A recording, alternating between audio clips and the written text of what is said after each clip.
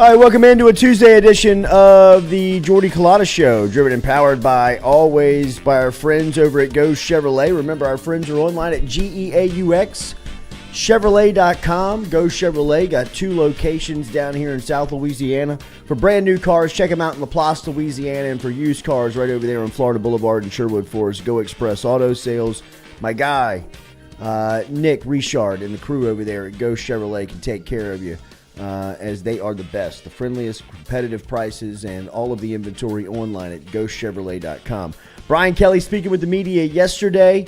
NFL weekend recap. Jimmy Burrow is going to be here at 8 a.m. this morning as the Cincinnati Bengals looking to bounce back here in week 2. We'll talk to Coach about Joe's first weekend as very out of character for Joe in the way that he turned the ball over, but very in character for having his team giving them a chance to win at the end of the game. They will be traveling to the Cowboys this weekend. This could be a get-right game for Cincinnati as the Cowboys got some bad news yesterday. Dak Prescott going to be out 6 to 8 weeks after some hand surgery. We'll talk about the Saints and their Week 2 matchup versus the Tampa Bay Bucks and react to what Brian Kelly said last night at LSU. Daily, we're brought to you by Metropolitan Health Group. Remember, real doctors, real solutions by our friends over there, Jason Ramazan, Charlie Harvey. Real doctors, real solutions, Metropolitan Health Group, always supporting our phone line and the show every single day. Make sure you hit that like button, that share button, that comment button if you don't mind, if you start your Tuesday here with us. Before we get into LSU and Brian Kelly, incredible finish last night to the Monday Night Football game. We were talking about it as a staff here. Well, for your boy here, bro. Oh, yeah. It was great. Winners Cincinnati, win, losers lose. Excuse me, Seattle. Seattle plus the 6 giving up points at home. To Geno. And, Geno Smith, bro. Wow. That's my quarterback. What a performance. That's my guy. Put him in a vacuum, Geno Smith, Russell Wilson. What's the difference? Russell Wilson, one of the most cringiest athletes of all time. All time. Yeah. All time. For sure. I mean, the way that he entered last night, that stadium in the linen tux and the shades on. I mean, he looked like he was going to the circus. Looked like a virgin. Like a sophomore going to prom with a senior. Like, he didn't know what he was doing. And then him looked like not walking the out starter. into the middle of the field with a cutoff shirt with his headphones on, like, with his hands out. And still, praying to football god. the strangest thing that I think I've ever seen was did you see his post-game press conference? No. It is. Did he rehearse it first? It is the weirdest, most self-showering, gratifying, He's such a weird guy. arrogant. It is the so weird, biggest dude. turnoff I have ever seen by any public figure. I mean, I don't know how anybody could look at this guy and be like, this is real. I love Russell I mean, Wilson. look at now. I know it's easy for the way that he left Seattle, but I mean, look at those people hate him. Yo, they They booed booed him as soon as he walked out. They used to like him, right? Though, or were they just riding with him because he was their starter? I would think so. I think they were right. He because wasn't. was a starter. He's always been this weird, but now it's seeping into the football. No, it's way overboard now. Like, I Right. mean, it was It's getting Drew Breesy. no, and if you listen to Russell Wilson speak, like, that's his idol. Yeah, Like, I mean, he's always been Drew like, Brees. I want to follow Drew Brees'. And it is. It feels so much like Brees, but it's like a new age Brees. Like, even Brees wasn't this cringy where He's drinking bubble water. Saying I mean, it he would fixed go my in the concussion. middle of the field and wait, like, with his eyes closed and his headphones on. It was Looked like he was at a Jared Leto Russell concert. Wilson is one of the strangest athletes that you have ever I just. think you could take it one step farther and say one of the strangest human beings of all time. Like, if you've watched him progress, like, we're just watching him just turn weirder and weirder every year, essentially. Warzone jersey to start camp. Yeah, I mean, the fake high fives with nobody there. I don't know who he's talking to, but they didn't help him. I mean, it was, for as much Still has as CRL. Wilson is a turnoff of a public figure, it was even more just all watching, seeing the decision making that Nathaniel Hackett made at the end of the game. I mean, the clock management and the decision making by a rookie head coach at the NFL. We were talking about it before we came on this morning. I mean, sometimes the incompetence at the highest level is still mind-blowing. I mean, right? Like, I mean, it is still just crazy. If you were watching the Manning cast last night, which I watched, that's the only way I'll watch Monday Night Football. If that's the one, I'm watching the Manning cast. It's a totally different it's a 2022 edition of broadcast. I mean, it is the way and the future of broadcast sports. And, I mean, Aikman and Buck, I hate to see that they are competing against the Manning cast because they're a great team, but now they're almost a little devalued because they're on the same platform or same network as this broadcast, and their numbers are just they're not gonna show because I'd imagine that all of the eyeballs were on the Manning cast. Can we get those numbers? That's what I was wondering. Are they out yet? But I mean, Nielsen ratings. The decision that Hackett made with Russell Wilson on the sideline last night, spend all that money, go make the move to get that quarterback, and in week 1, pass on a 4th and 5 for a 64-yard field goal, to me this is a little extreme probably, but that's a fireable offense. I mean, I know it's one game into this guy's career, but fires ass. I would just, if I am John Elway, if I am the new ownership of the Denver Broncos, and they were just sold this offseason for $4 billion to some branch of Walmart, that I would say, geez, did they miss on the head coach? Because not only does Hackett decide to run the play clock down, and as the play clock is running down and Peyton Manning is screaming, they got to call a timeout, right? I mean, like, he's getting up and walking around his living rorum and pulling his hair out, like watching this unfold. I mean, it's like he wants to jump through the television and just he's just snapping timeout, just snapping, just like call the timeout. He's got to call the timeout, right? Like, why is he not why is he not calling the timeout? He's like, he's talking to his brother like they're like trapped somewhere. I mean, he's like, why? How is this happening? I don't understand how this is happening. Why is he calling the timeout? And they finally call the timeout with 1 second left on the play clock, and Manning's like, oh my God. I mean, he's like, oh my God. Like, how is this happening? And they walk. Dude, Eli has to break the news to him. He's like, I think he's going to kick a field goal. He's like, no way. Yeah, he's like, no way. I think he's running it down to kick it. And he's like, Eli, no. Yeah, he's like, there's no way. And, I mean, he trots McManus out there for a 64-yarder. 5. With Russell Wilson watching with a $100 million extension that you just worked for him in the offseason. I mean, like, if you are running the Denver Broncos, you're calling Hackett last night, like, on the plane. Or if you're riding back with him being like, yo, man, what the hell just happened? Yeah, I had 3 timeouts. And then he takes the timeouts when they're taking knees at the end of the game. Prolong the pain. I mean, it was like, what is this guy doing? It just, the incompetence at the highest level of, I know that is, it's a little bit more difficult than it's said, like clock management, and in the moment it gets a little, but I mean, if you don't understand it, you have to have somebody on your staff that does. Right? I mean, like, that was like watching Les Miles last night. I mean, that felt like watching someone that just had absolutely no idea what he was doing. Oh, I have 3 timeouts. I mean, it just, the fact that he had Russell Wilson on the sideline at that point in week 1, forget where they are in Seattle, but to pass on him and put it on your kicker's right foot from 65 yards. After he misses one. With the timeouts, like, it was just man. If Peyton is the quarterback of the Broncos in that scenario, don't you think he calls a timeout on his own? Yeah, for sure. Oh yeah, like on the field. That's what I was waiting for. I was waiting for. I mean, I feel like Russell has that cachet, no doubt about it, as well, to be like, what are we doing here? Timeout. Like, hold on. Even if we are going to kick it, let me know what the game plan is. I guess you don't get to run the clock down as much if you don't do that, but who cares? I feel like that's what you got to step up, because I mean, I'd imagine that you can see that from the field if you're a guy like Peyton Manning or Russell Wilson, as if like they don't know what they're doing. Right, like he's frozen over there. what I mean? Like, oh, let me, all right, he's- on me, boys. He's stuck. This is his first time ever doing this, and he doesn't know what he's supposed to be doing. We got to call a timeout. Hey, you know what I mean? Coach. And he's like, where are we? What are you doing? Kicking it? No, we're not. Like, that's what I would imagine that Russ would play on that sheet. just like taking the whole thing over. Like, all right, I mean, I'm not being insubordinate, but like 4th and 5, you want to kick a 65-yarder.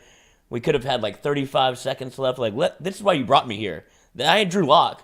Right. Like, and they did the same thing whenever he was with the Packers. Nathaniel Hackett was the offensive coordinator. They tried to kick it twice with whenever they were in the playoffs in the NFC Championship. Same scenario. They kick a field goal where that would have only put them down 5. And so they needed to go for it then against the Buccaneers. But I guess Hackett was probably a part of that play call for them to kick it in the NFC Championship, I guess, 2 years ago.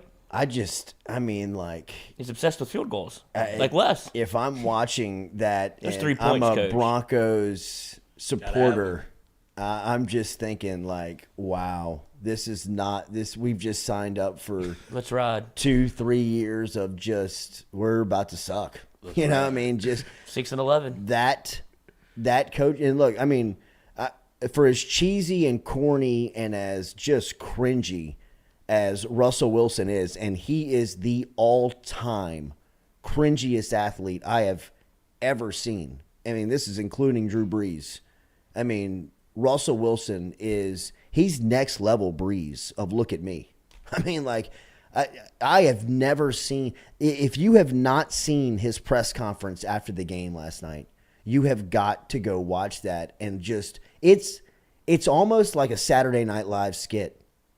I mean, it really is. It is like, it's like he's putting on because he knows people will react to it in the sense of like, is this for real?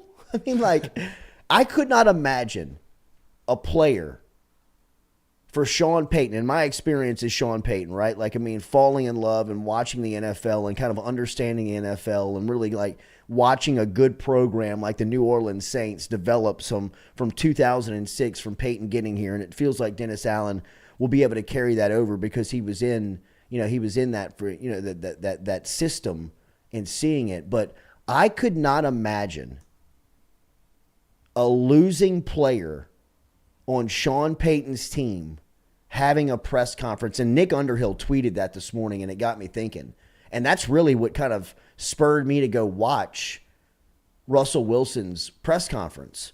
And I'll bring up Underhill's tweet from last night. He tweeted it last night because he was watching it, I guess, real time. And this is from Nick Underhill's Twitter account, which you can go follow at Nick_Underhill.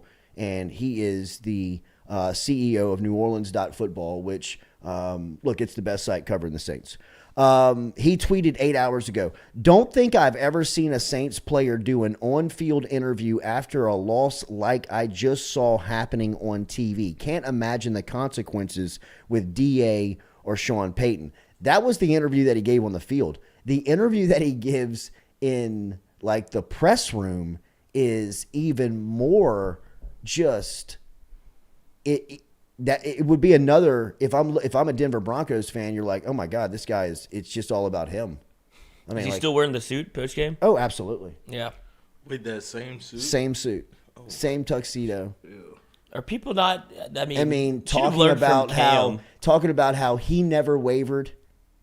Adversity was all in his face last night. I heard all the boos. I heard all the chants. I heard all of that. I still was competing. Like, I got a question in the back.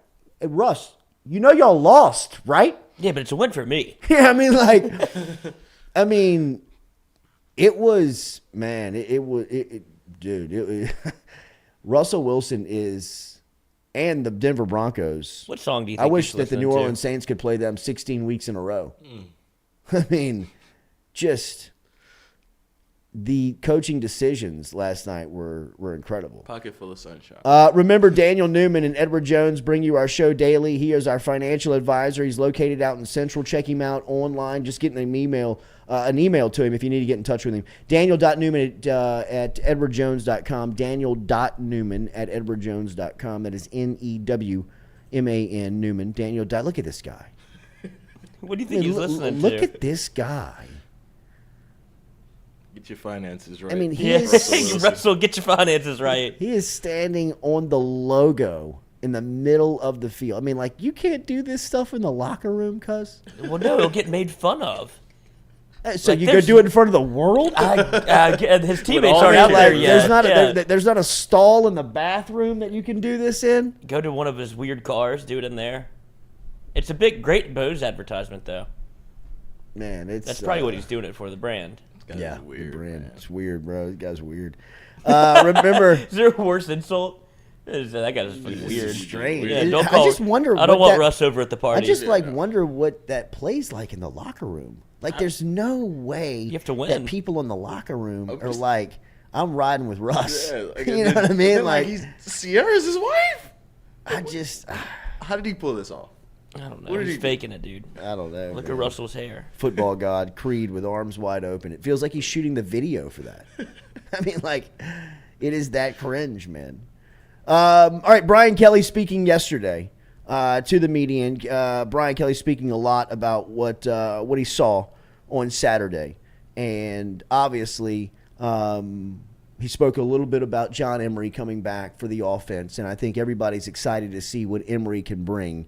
And a lot like we talked about last week going into the matchup on Saturday of trying to establish a running attack outside of Jaden Daniels. They were able to do that from a numbers standpoint. You still didn't see that big pop, right? I think Armani Goodwin and John Emery are going to be the two top guys once they have Emery, available. After seeing kind of, a 2-game sample of limited reps for Kane, Goodwin, and Williams, Josh Williams, Armani Goodwin, and Noah Kane in week 1 versus Florida State, they were able to kind of really give them a workload in week 2 versus Southern. And for me, the one that gives you the best SEC playmaking ability is Armani Goodwin out of the first 3 that we've seen this season. Right? I think Kane is a nice power back that you can put in short down situations, and he's got some good push to him, but he doesn't have that burst. Right? I mean, he hasn't really had that. If you watched his highlights at IMG Academy, he could get up and go, man. But he sustained an injury his freshman season at Penn State, which he was rolling up until that point. And it just doesn't seem like he's gained that pop back, that juice back that he once had.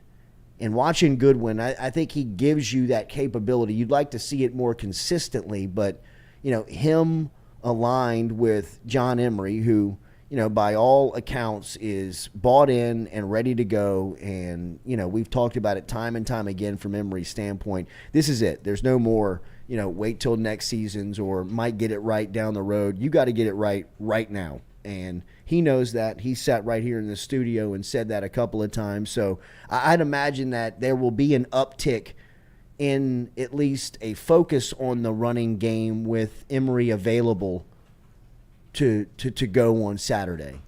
And if I had to choose one, a guy that, I think you need multiple backs. I think, we've seen it so many times. You got to have multiple backs in this league in the SEC to really stay relevant running the ball. And I would throw Jaden Daniels in there as a running threat. So, you almost kind of count him as a running back by this equation.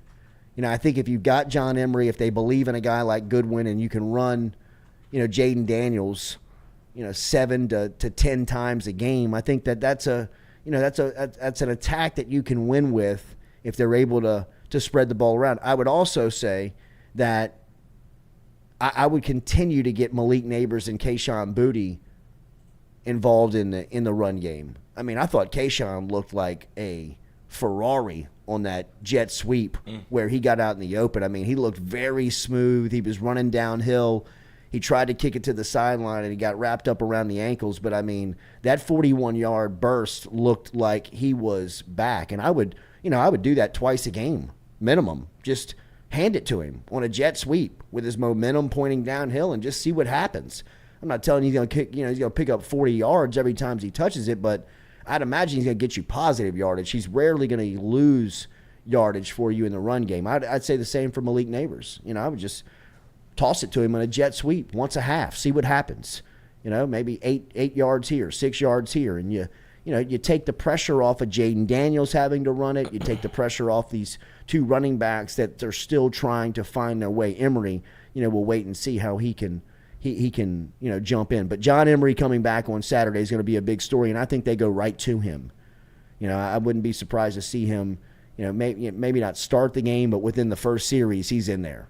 Maybe the first third down of the game, he's in there, or second series, he's in there full time. I think that this game, the lack of output from that position are really going to force Frank Wilson, the running backs coach, Mike Denbrock, the OC, and Brian Kelly to make that move and get him out there pretty quick. So I'm anxious to see how Emery can affect the game. Well, and being back. Just for your Kayshawn point, isn't that just an easy way to get him involved? Like, you want to see him get within the flow of the offense. If Jaden Daniels is struggling getting past his first read, or if he's tucking and running it too early, here, pop it to him. Get Kayshawn involved in the game. Get Malik involved in the game, just so they know what kind of playmakers you have on the outside, as opposed to, all right, 3rd and 8. Now it feels like you have to throw, throws not there. Maybe it's take a sack, something like that. Now nobody's in rhythm. I just think it's an easy way to get, obviously, Kayshawn, there's been a lot made of that, get him the ball, and then Malik, get him the ball, and then you kind of start seeing those playmakers out in space, as opposed to it feeling very forced with, all right, let's do zone read, 1st and 2nd down, 3rd down, throw it, punt. I would just like to see a little bit more. Use what you got. You got so many cups in the cupboard. Start filling them up. You know who else I think needs to get more touches? Brian Thomas. Yeah. Dude, me too. I agree. That touchdown was just like everything. If you go back and watch the Florida State game, he's the one that he's probably looking to the most. Yeah. And he was capitalizing on every opportunity. He looks like a player. So I would like to see him out there more too. That's what I'm saying. There's so many guys that LSU has that feels like are almost untapped potential, but I love that call. Man, he's been playing awesome. He needs to be in your top 3 receiving receivers right now. And really the top 5 receivers on this team are they're your best playmakers. Kayshawn, Malik, Brian Thomas, Besh. Jack Besh caught a touchdown last week. Looks like he's about to start getting right. And Jeray Jenkins, to me, are your 5 best playmakers on the team. I would throw 6, probably Jaden Daniels, with his ability to run the ball. And then sneaky good. And then hopefully you can see what John Emery does, right? Like from a standpoint of stepping in there and giving you another option of somebody who can, pop a play, just kind of pop one real quick. So, yeah, man, put the ball in their hands immediately. You can't put the ball in their hands enough, in my opinion. Look at the way that I thought Texas, more than anything, exposed Alabama from the standpoint of that's how you attack those aggressive, athletic athletes, where you just play one-on-one with them and you just flip it out to these guys in space, quick passes, get the ball out of your hand. For as good as Quinn Ewers looked, and I thought Quinn Ewers looked phenomenal up until he got knocked out in that game. All of the hype. Didn't he grade out as some perfect recruit? Yeah, they said he got the 1,000 or whatever it was. He looked the hype. His face is fat. On Saturday, I thought that he, for the time that he was in there, he looked great, but he was throwing to wide open guys. If anything jumps off, if I'm in the state of Texas right now, I'm looking at Texas A&M, who's got all these freak players and can't get anybody open, and then I'm looking at Texas, at Sarkisian, who's probably playing with a little bit of an undermanned roster, especially compared to what Alabama's putting out there, and really their wide receivers were wide open on Saturday. That drop touchdown was big. For Texas. Yeah. Yes, absolutely. 2 men. Yeah, Beat 2 huge. men. How about the snap hook field goal before halftime, Coach? It's Sark in the sunglasses. Can you get those safety back? You get the safety back, you win the game. Yeah. It just, I don't know. From LSU's standpoint, I think that they've got playmakers. They got guys that you can put the ball in their hands and they can change the scoreboard immediately. Right? And I think you're getting one back this weekend, and hopefully Emery can play that role. So that was what, one of the first things that Brian Kelly was speaking on yesterday. He also talked a little bit about the offensive line, and I think the offensive line, really kind of from a conversation piece, I think is the most intriguing. Now, I know it's not the most highlighted and people aren't paying attention to it, but LSU's got to get this right. And, I think they've probably found the combination that will stick the longest. I mean, if you're paying attention to the offensive line, they're now on the third group over the last month. The last 4 weeks, they're playing their third group, right? Where on Saturday you saw it, Miles Frazier kicked out to right tackle. Garrett Dellinger, got out of the center position and is now playing right guard. And Charles Turner, who is, now inserted into the starting lineup. Anthony Bradford flip sides from right to left guard is now in there. But this offensive line combination, is this going to be the five that sticks with Will Campbell, kind of being the constant out there at left tackle? And it feels like it is. The only thing that I would say would be different, the only move I would say could happen now would be Emory Jones, because if you saw Emory Jones on Saturday, he played an extended amount of time and sharing some text messages with some people that were at the game who you trust very well and some people in the coaching staff. He's very athletic and brings a mentality that LSU is looking to incorporate. I mean, he's a athletic, mean, aggressive. He's a lot like Will Campbell. From the mental makeup of who he is. I think that if there's any shakeup here, barring everybody staying healthy, I think Emory Jones can probably make his way to the starting lineup at some point, probably before mid-October. I would think that he would probably have a chance to get in there and shake things up. But, it looks like they like Miles Frazier at right tackle.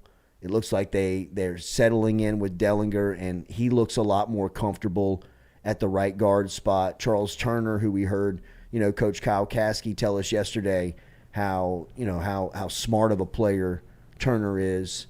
And then at left guard, you've seen Anthony Bradford, kind of being moved around from right tackle to right guard to now, playing on the left side on the interior spot next to Will Campbell. So that seems like that's going to be their five that probably sticks the longest, barring Emory Jones making a real move here. And I expect him to do that at some point. I just don't know how fast that'll happen, whether it happens in the next, couple of games or whether it happens over the next couple of maybe the next month of getting that happen. So, one thing was that Brian Kelly is saying that they're still looking, they're still getting very close to kind of finding their group and sticking. So they needed to about this time. They needed to get things right over the last couple of weeks. Sure, you would have done you would have liked to have done that with a 2-0 record, but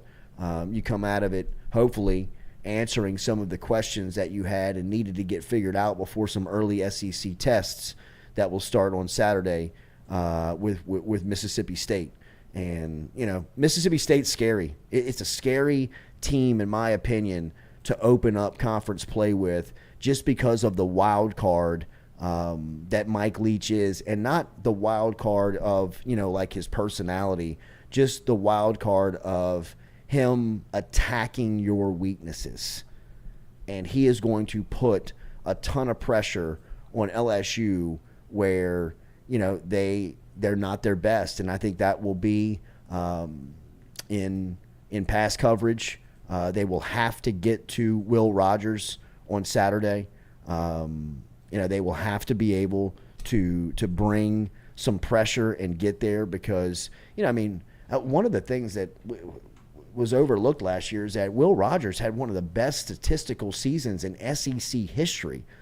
We talk about experience all the time and how important it was for Jaden Daniels to have that experience throughout this quarterback competition, and really was probably the qualifier that set him apart from Garrett Nussmeier was just, his ability to have the experience to go back on and have, the better decision making that we saw on display Saturday.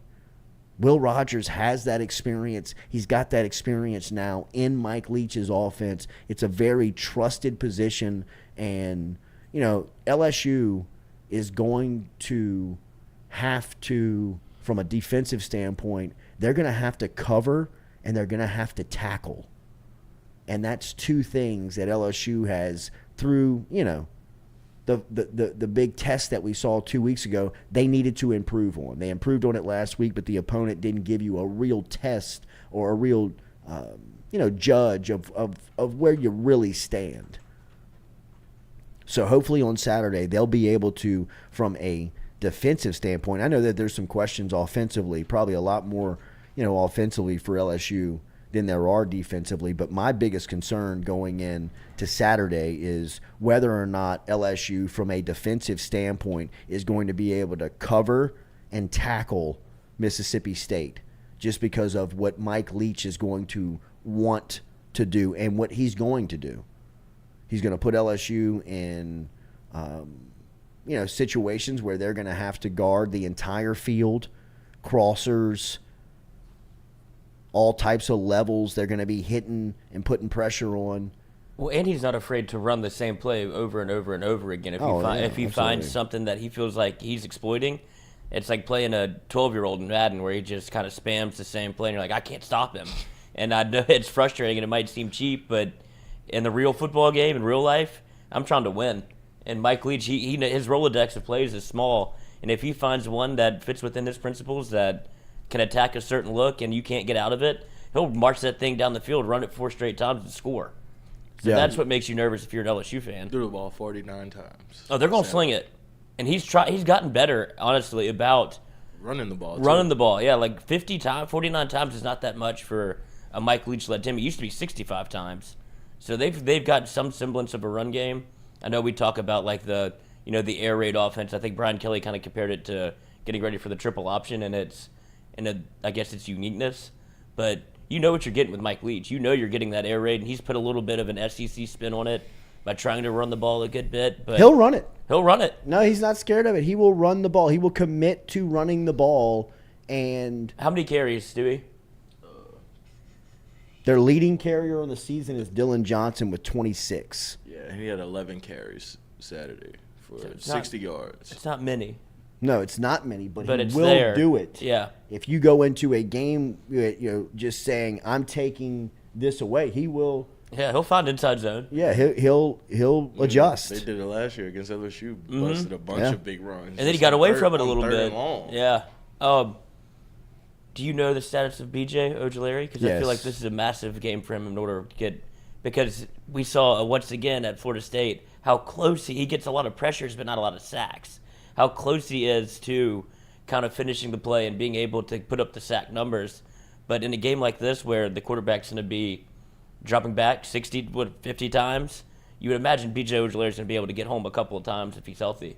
He will be a go from what I understand. I think that really he could have gone last Saturday night if this game would have been Mississippi State, right. Yeah. But it gave him an opportunity to get right and get healthy. And look, man, you're already entering the part of the season where nobody's really healthy at this point. Yeah. When you're 2-3 games into the season, there's going to be people that are dealing with all types of bumps and bruises. So I expect Ojulari to go, and I expect him to be a huge part of the game because of what we just talked about. To me, he's probably their best tackler.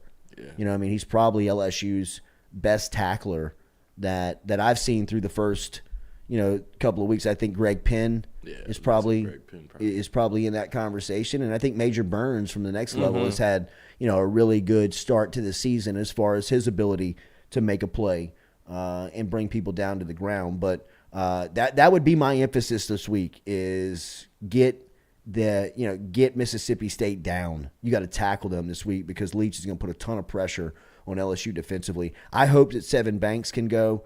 Brian Kelly mentioned yesterday that he's getting closer.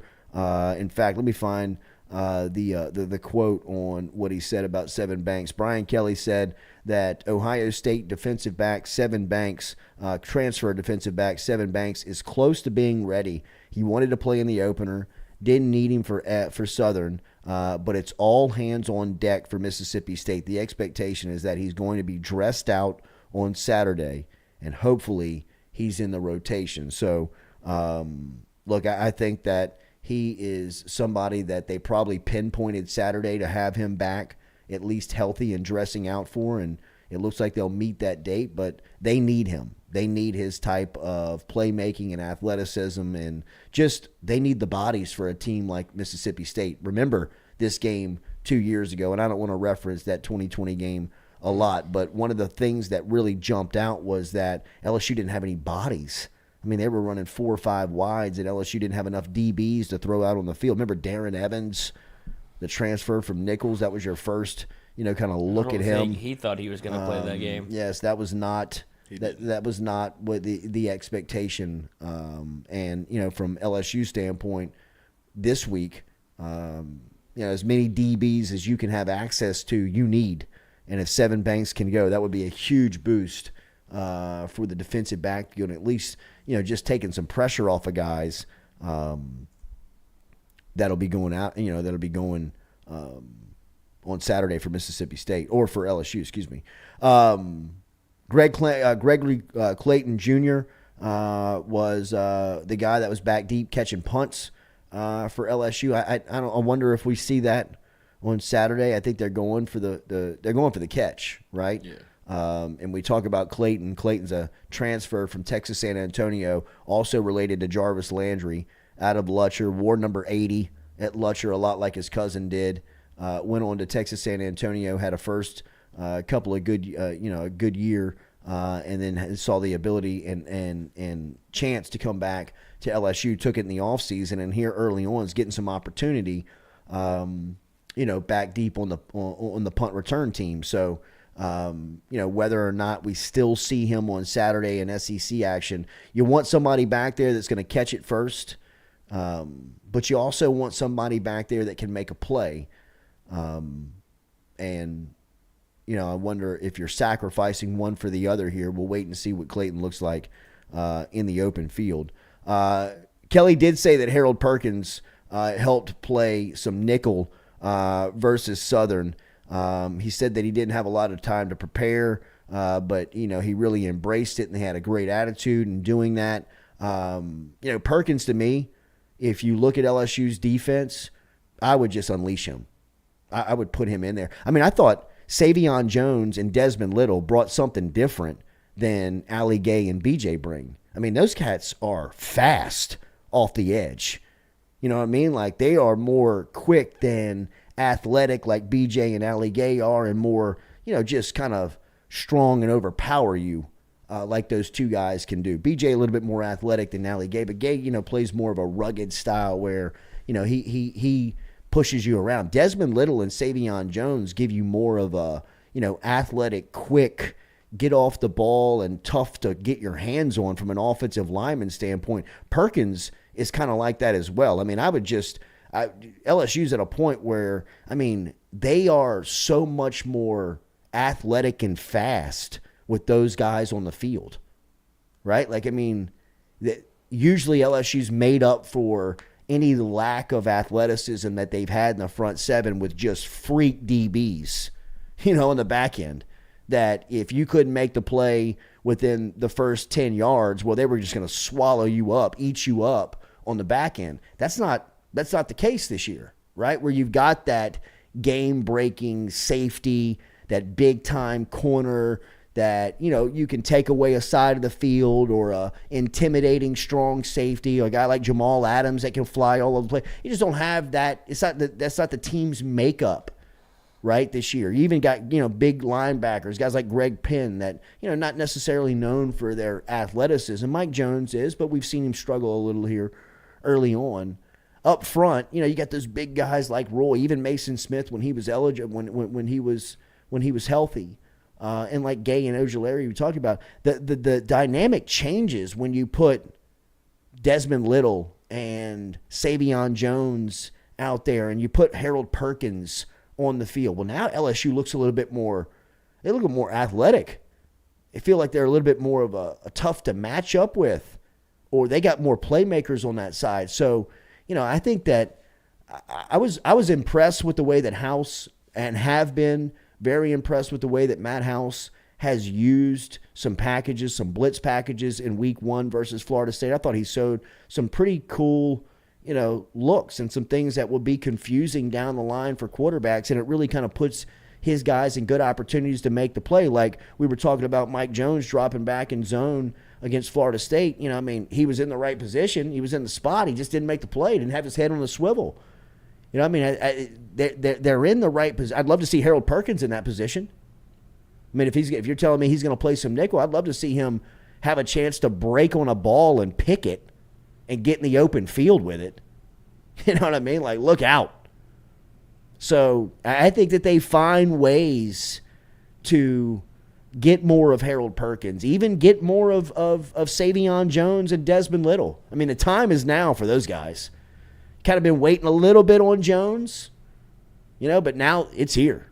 He looked good against Florida State. He looked even better last weekend. His confidence has got to be sky high right now. He's had a couple of opportunities and now set himself up to play in SEC action. I think that you've really kind of built some depth at those spots along the defensive line over the last couple of weeks. It's going to be fun to watch play and bud over the next couple of weeks. Wouldn't you say that? Where are you? Even Micah basketball. That's what I was about to get to. Is why you just beat me to it. Micah, it's not a competition. No, it's not. But sometimes it is. I didn't even think you were going there. Yeah. I just wanted to get that in before he changed the. I didn't know if you were changing the conversation. No. I was going to go straight to Micah basketball because what happened? He got suspended, then he got cleared, and he was running with the twos for Florida State. Get that guy out there for Florida State. Yeah. Like LSU needed him then. But obviously very promising to see him against Southern. I'd imagine he's running with the ones now. After what you saw and what he was kind of able to do, moving sideline to sideline against Southern, gets a punt block, scores a touchdown. Like that is kind of more LSU football that you expect to see. He's got experience. He knows what he's doing out there. Brian Kelly called him one of the smarter players on the defense. I think he plays a huge extended role. If you can get him, Perk out there, and then you just kind of let the front four do their thing, I feel like LSU kind of matches up. I don't know, you could say match up well against, because you go more to get scheme than player. But LSU has the formula when you can kind of sit, drop 8 like they did last year, and drop 7, drop 8, however many, and they kind of get home with your front 3, front 4. Well, yeah, and I agree, and it makes you more athletic. Right. It makes you're trying to cover horizontally. A tougher matchup. Absolutely, it's more of the accustomed defenses that we've seen around here over the last 10 plus years of just being able to cover enough space and cover enough ground with one player in that area.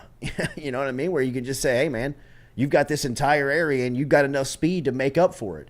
You throw Perkins out in some of these open spaces and see how he reacts on the football. Instinctively, for as much as I think Emory Jones is pushing for playing time and could be into the starting lineup by mid-October, I'd probably put that a little bit further ahead for Harold Perkins. It's too good to be play ignored. that guy. Yeah. Watch that guy on the kickoff team. Just put your eyes on number 40 and watch. It was like watching Devin White when he was on the kickoff team.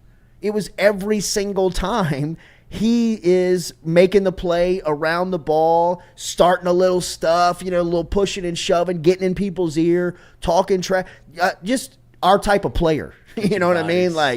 Get him out there. Catching body. He picks one cat every time down there, and that kid is like, oh, every no, time. It's me. And he looks so good. He does. He fills out the uni. He's got the all-white socks pulled up with the white spat. He looks arm sleeves so good out there. Looks like a starter. Yeah, love the turtleneck. Did you see Southern's kicker? He was spatted up. Like the Southern swag just Coach, it drips gotta all the look way good to down play from good. the top to the bottom. I've never seen a kicker in my life. Missed both field goals, but Hell okay, yeah. got the big Doesn't blue matter. spats Did you on. get my tape? Yeah. Make sure you get my spat job in my Trainer had to pit. be like, "What position? Okay, sure. Why not Yeah, for whatever. today?" Tiger Stadium. Yeah, one chance. But Oh, my look, God. I hope from a defensive standpoint, and I expect that because I think you need to. You know, I mean, really, with Mississippi State.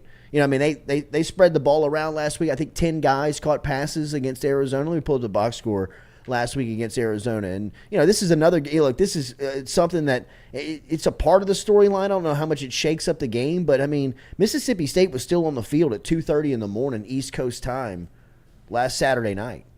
You know, I mean, like Mike Leach said, you know, I mean, it kind of started the work week a little later. You know, I mean, they slept until 4 on he Sunday. does that anyway. Yeah, no, look, it's a quirky run program, but it's still, you know, I mean, they're still on Mike Leach schedule. wakes up. I guess I'll go to work. Shit. Yeah. Doesn't he get in at like 11:30? Yeah. Kind of does his own thing. He's like, I mean, I don't know why I need to be there. They know what we're going to do. I mean, he's the best like teacher of all time. That's like, I don't really need to be in class. Y'all know it's on Moodle. Yeah. Like, if y'all can't figure this stuff out, we're gonna lose. Test is on Moodle. Yeah, Sorry. I mean, y'all know what we're doing. 10 receivers for Mississippi State last weekend caught passes. So, I Are mean, y'all doing another bet? there's not one guy. I don't know if she wants to do a bet. I don't You know. look good, I don't know if Coach. she wants to do a bet. Let's reset the set. You want to go do a little wardrobe change for him and model for anybody that may see you at the game I on think you Saturday? have to wait. I think you have to wait. Yeah, I think it has to we be a should game preview day. I don't know, bro. think I you think gotta that's a preview preview, man. Maybe we preview Friday for Saturday. That's okay. Maybe a little teaser for Friday. you You put want some to pics go out on grab a social. helt or maybe a hat or a belt or maybe your coach's shoes. Did you try them on? Mikey Mott took all over my jersey, but it's nowhere to be found. Oh well, we're just getting it sized here. One of them's getting screened back at. Yeah. That's it. Yeah. So you were about the wrong He thing. was, Yeah, She right. was yesterday. He's like, I thought it was going to be this. Now they're not going to know. Maybe I don't know. Nah, It's like, it's- Jordy is on 10 on this bet. Yeah. He Your found worst time nightmare on today. this.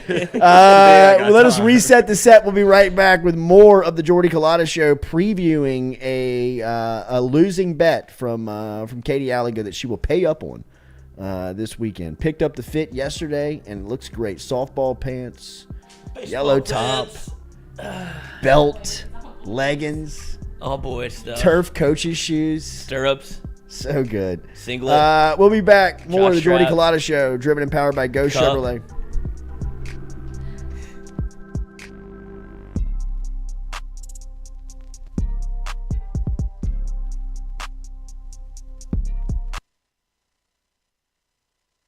Do you suffer from chronic dehydration? Are you looking to improve your athletic performance and you need to get over and see our friends over at GoFlow IV? They're located on Jefferson Highway.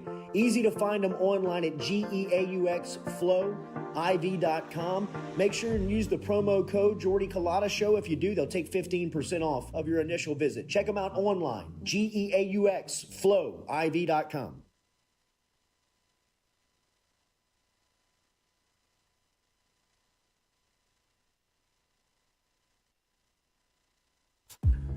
We love the crew over at Fresh Chef Kitchen. Chef Shane and his crew dropping off the meals every Monday here to FM Digital Media, whether it's breakfast, lunch, dinner. Me or the crew's going through our meals over at Fresh Chef Kitchen. Their weekly pre-order, freshly made meals, or you can walk into the cooler over there on Airline Highway. They have that fresh, same service over there at Fresh Chef Eats. FreshChefEats.com is where you can find them online. Fresh Chef Kitchen. Tell them you heard it right here on the Jordy Culotta Show.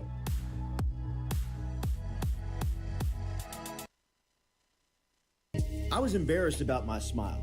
Are you unhappy at yours? Do you not smile back at yourself? I called my friend, Dr. Spillers, over at Johnson Spillers. He fixed my smile, and now everywhere I go, people are complimenting it after the work that Dr. Spillers and the staff did to my mouth. They can do it to yours. Get in touch with them. JohnsonSpillers.com. 2 locations, one in Gonzales, one in Baton Rouge. Easy to find them, JohnsonSpillers.com.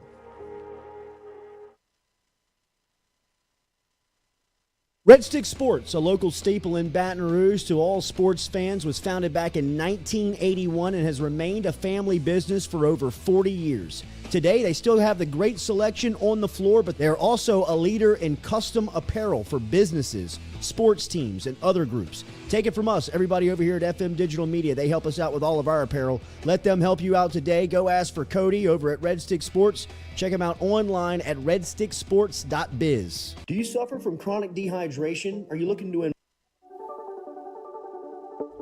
Don't let the name fool you. Men's Total Health has offerings for the ladies, too. Guys, is your wife or partner suffering from urinary incontinence, low sexual desire, or pain during sex? Then the O-Shot might be for her. Don't let it scare you. It's totally natural. It's PRP. And Mike Roach and the crew at Men's Total Health will make you as comfortable as you can be. Contact me for more information, Katie at JordyCulottaShow.com, and I'm happy to tell you everything that Men's Total Health has to offer for the ladies.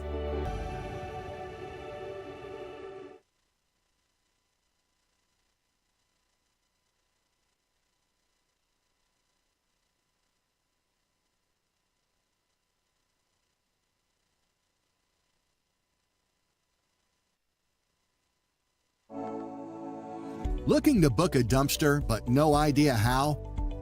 We've made it quick and easy for you. Check out our website at moralesrolloffs.com. Let Morales Roll-Offs know your desired delivery date, and finally, provide your contact details. To make payment, look out for an email invoice with all your booking details. On delivery day, our driver will notify you through text and email that your dumpster is ready and on the way. Now you know how easy and convenient it is. Call Morales Roll-Offs at 225-427-0000 for your dumpster. In a wreck, Gordon McKernan Injury Attorneys is ready to go to work for you. Come meet your team. I'm your intake specialist. I coordinate your case and connect you with your attorney and paralegal. That's us, your legal team. Here you go. Thanks. And we'll fight to get you every dollar you deserve. I'm your settlements and disbursement manager, and I'm here to get you paid on time. I'm attorney Gordon McKernan. Put our team to work today. Just call us. Get it done. Southern Eye Centers, located at 6859 Jefferson Highway right here in Baton Rouge, has been serving your eyes for over 40 years in the Capital Region. They offer friendly service in a helpful environment with the highest level of personal care to manage your eye health and vision needs. If you want more information, log online to southernyecenters.com. That is southernyecenters.com. Stop in and check out their beautiful office located on Jefferson Highway right here in the capital city. And remember, each time you walk in there and you mention the Jordy Culotta Show, Dr. Ann Shaw and Southern Eye Centers will take 25% off of their fantastic selection of sunglasses. All you got to do is mention the Jordy Culotta Show. Check them out. southernyecenters.com and located at 6859 Jefferson Highway.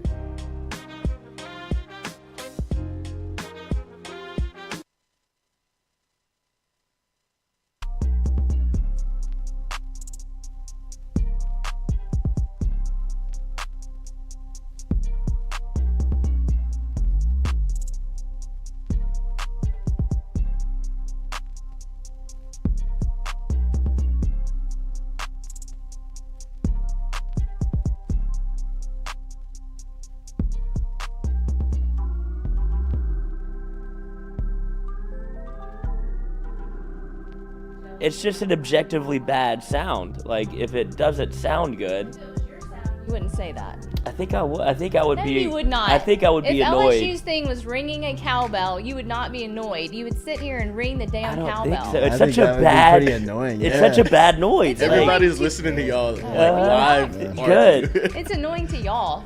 Right. It's annoying to everybody except for the 30,000 people y'all Just cram like into the your little A&M rinky-dink yell. stadium. It's All right, Russell that's Wilson in the enough. middle of the field. It With is. his It's arms very look wide at me. open. Yes. Yeah, I'm like- wearing a damn the LSU baseball uniform to this game. That's You have to. You You lost have two to. bets. I know that. Too but bad. y'all You know what I can mean? lay Don't off with, like, don't play the sympathy card. Don't Yeah. play the pity card. There's no reason to be jealous and negative. Speaking my of losing cowbells. bets, this account is going south in a Really? hurry. Good night. Should have listened to your boy. 5-1 this weekend. I hate to These start. I are- hate No, to keep yeah, you victory don't want- lapping. Yeah, you don't want to. I hate to keep victory lapping. But I lose on a double overtime in Baylor. That was brutal. Ooh. Then I lose last night because I have 2 fumbles at the goal line. I lose Florida State because this guy You should dinks bet one off with me. the post. Did for Florida State lose? LSU, no. Oh. And then it's just been like a cavalcade of Give me something. Oh, and then the Bengals. Let me pounce. And then the Bengals game, I missed out losing on an extra point. I That won was that one, too. 2-3 game parlays that should have cashed. Lloyd's still sitting in his locker like Joe. Yeah, Just We'll never learn. I said a lot more. I'm sitting there saying I know where to go. I need to ride home. Trying to get your car out of the shop. Yeah. just repo Oh, my car. that was a smooth $2,000. That was fun.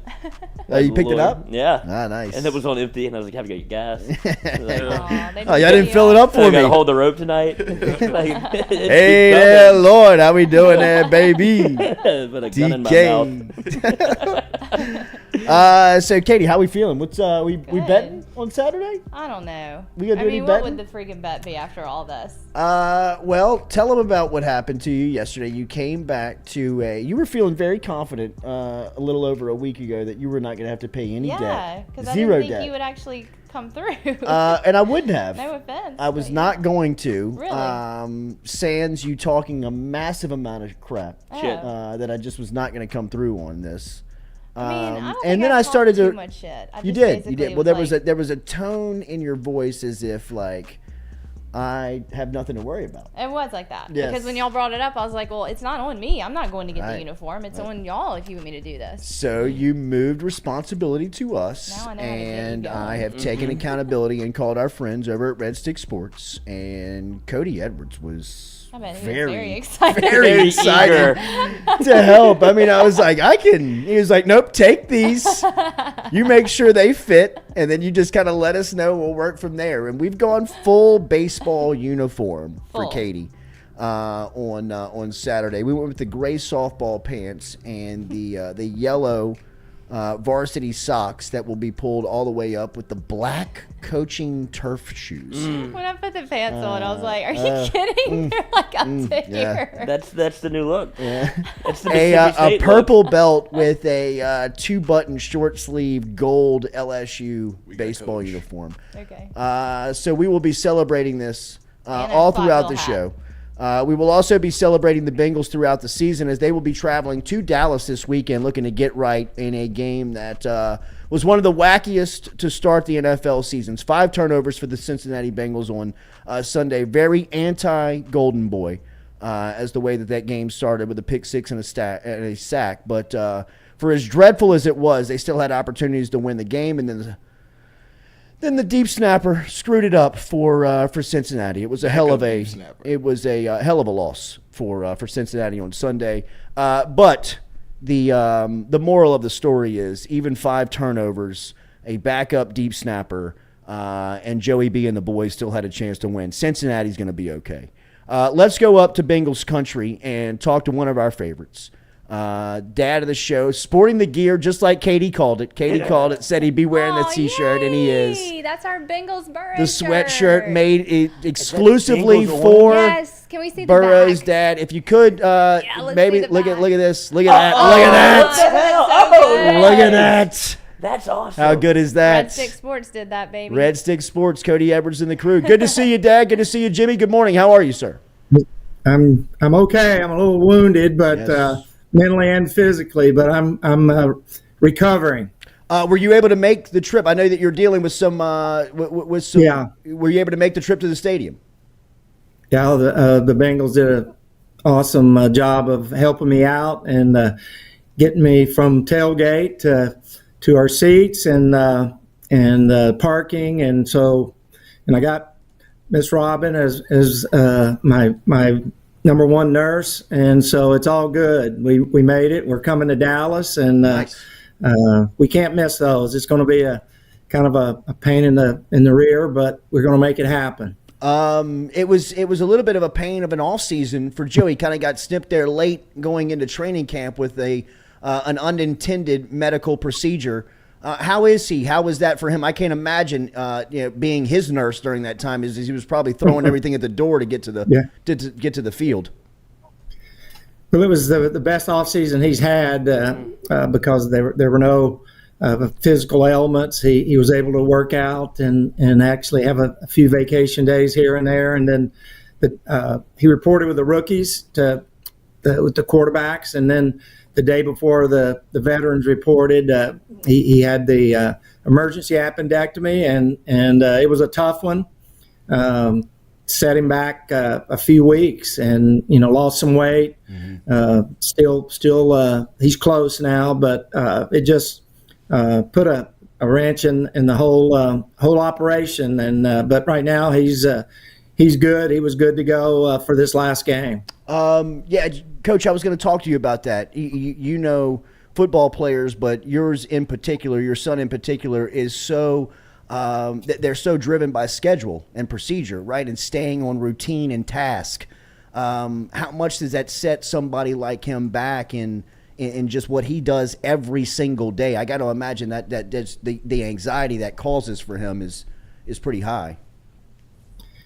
Yeah, I mean, he loves practice and loves being out there, and so then all of a sudden he's as you might have seen, he's on a golf cart, and so that's tough on him. It does set him back. The timing with Jamar and the receivers. I mean, it doesn't take him very very long, but something that you have to deal with, and he's always been good, as you guys know, of taking adversity and making the best out of it. Even Sunday, it was not something you normally see from Joe, but all of a sudden he bounces back and gets us in a position to win the game. So it was not something that you would want to have happen, but it did, and he handled it well. And the Bengals and their training staff and the doctors there in Cincinnati did an awesome job for us. Yeah, no, you knew watching that game on Sunday that he was going to give him an opportunity right there at the end. Coach, tell me about his offseason before the medical procedure, because as you said, it was the best offseason that he had going. Obviously, the moves that Cincinnati made around him, you saw some of that from the offensive line standpoint. But what was this offseason like for him as a Super Bowl quarterback, that had played in the game, and somebody that you can really feel from his peers has arrived? Well, he played 21 games. The only game he didn't play was the Cleveland game. They rested him, so he needed some rest. He didn't really throw a football until the OTAs. So that's the longest probably he's gone without throwing. But he had some nicks and bruises along the way, and so he needed to heal. He was able to spend some time in California, and he got to go down to watercolor in Florida with our whole family for a week, and did a few fun things, which once again is not quite normal for Joe. He's usually all business, but that was a long season, and then he got back into the OTOs and spent some time with Jordan Palmer as he normally does down in California, and Dak Notestein, his personal strength coach, who I recruited and coached here at Ohio University. He's now lives in Cincinnati and works with Joe. I mean, he was 4 or 5 days a week once he really got back into it. He did lift and condition pretty much the whole time after the Super Bowl, but as far as throwing, he needed to rest his arm and his hand, and was in great shape, the best he's ever been until the appendix issue. From Cincinnati's standpoint, they feel like they used their resources and used the offseason very wisely to take a Super Bowl team and really take the intent of making it better. Yeah, I mean, they did a good job of adding pieces that they thought were needed, really on both sides of the ball. You're always going to lose a few, and they did, but the main thing that is everyone in a business and a team, a club, it doesn't matter when you make changes. There's some growing pains, and I think you saw that Sunday early. We kind of got things under control second half later in the game, and things started to Joe and the offense started to operate like we know they're capable of. But it's not just hey, let's add these guys and all of a sudden you're gonna play like you did in the 21st game last year in the Super Bowl. It just takes time, and I think that was evident on Sunday.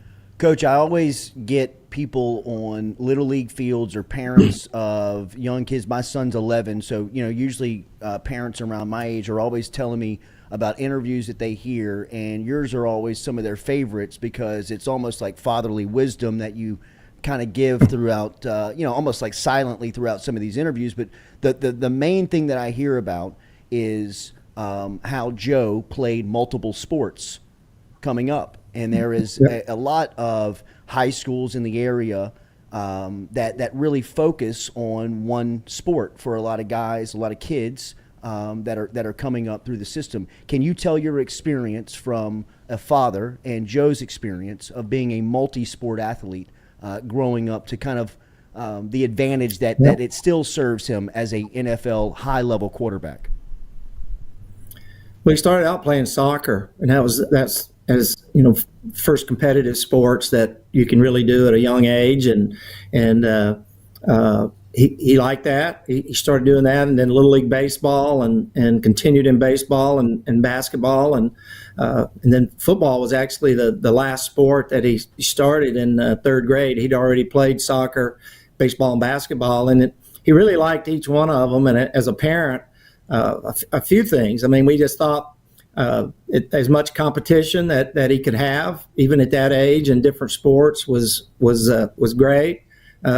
It developed different motor skills in the different sports, which he also thought was a positive. And that's even without knowing that he was going to be good enough to play other in college and the NFL. You just said, hey, that's good for development, both mentally and physically, and he loved doing it. He always loved practicing, and eventually we gave up baseball. He gave up baseball in the 8th grade only because the summer basketball and the summer football, and a lot of people thought baseball was Joe's favorite sport. And I'm not so sure. He didn't like that the best, but he just thought the opportunities down the road were more fitted for basketball and football. And then so it was fun for Joe to do all those sports, and great for us as parents socially. And then as a college coach, I mean, I loved going to the high school basketball games to see a football recruit, or going to a track meet and watching somebody that I was trying to recruit, compete and run and do different things. And so twofold for me as a parent, I love multiple sports for Joe, and then as a college coach, I loved multiple sports for athletes that we were recruiting, because I thought it was a great opportunity to show really how much of a competitor they were, and close up in basketball maybe, and track as opposed to a little far away and watching from the stands in football. So I'm a big proponent of multiple sports, and maybe at some point you do, but even in high school, Joe continued to play basketball and football. As a matter of fact, Ohio State wanted him to enroll early, and he didn't want to, because he didn't want to leave his basketball teammates that he had played with since 3rd grade, and they had an opportunity maybe to go to the state tournament. He didn't want to enroll early because he wanted to play basketball. So we have a long history of really everybody in our family doing a lot of different multiple sports. I still see him the night before the Peach Bowl game, 2 nights before the Peach Bowl in Atlanta, when they were doing Ice the water in basketball his challenge, veins. and I think he hit 9 in a row. Yeah, to win. I mean, I don't think he hit the rim. Step right into it, Coach. Still got it. Coach, the University of Nebraska means a lot to you and your family. Mickey Joseph, who was on the 2019 staff as the wide receivers coach, is now the interim head coach, taking over for a former Nebraska player in Scott Frost. How do you view that situation? And I know that how much that university means to you and to your entire family. Yeah. Well, Scott's a friend. He was a senior. And when my son Jamie was a freshman at Nebraska, they won the national championship. So I've known Scott a long time. We actually worked together briefly on the staff of Coach Solich when we played Eli Manning and Ole Miss in that bowl game. I think it was the down in Shreveport. So I hated for Scott for that to happen. I guess it was on Sunday, but I was also happy that Mickey got this opportunity because as former player, we like former players being involved in Nebraska football, and now he's got an opportunity.